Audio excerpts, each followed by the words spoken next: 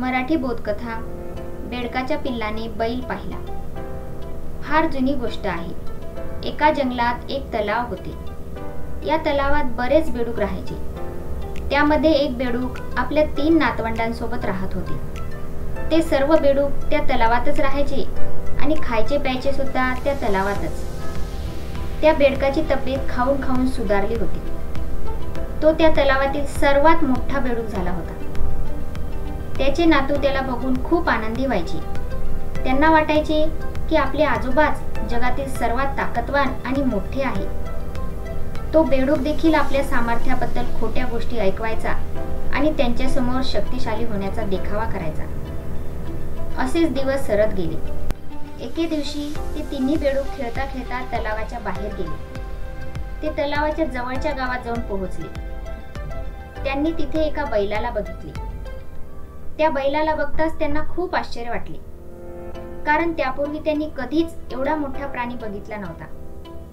त्याला बघून ते फार घाबरले। तो बैल आरामात गवत खात होता। गवत खाताना त्याने मोठा आवाज काढला। त्यामुळे बेडकाची पिल्ले खूप घाबरली, घाबरून तिथून पळाली आणि तलावात येऊन लपून बसली। त्यांना घाबरलेले बघून त्यांच्या आजोबांनी घाबरण्याचे कारण विचारले। तेव्हा त्यांनी घडलेला सगळा प्रकार सांगितला आणि ते म्हणाले, आजोबा, तो प्राणी तुमच्यापेक्षा पण खूप मोठा होता।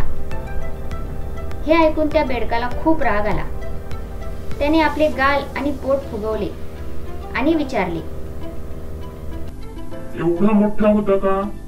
छोटा बेडूक म्हणाला, नाही नाही आजोबा, आणखी मोठा।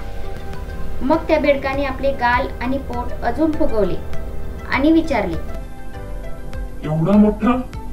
नाही नाही, अजून मोठा। लहान बेडूक पुन्हा म्हणाला। असे करत करत आजोबा आपले शरीर फुगवू लागले आणि शेवटी ते फुटून मरण पावले।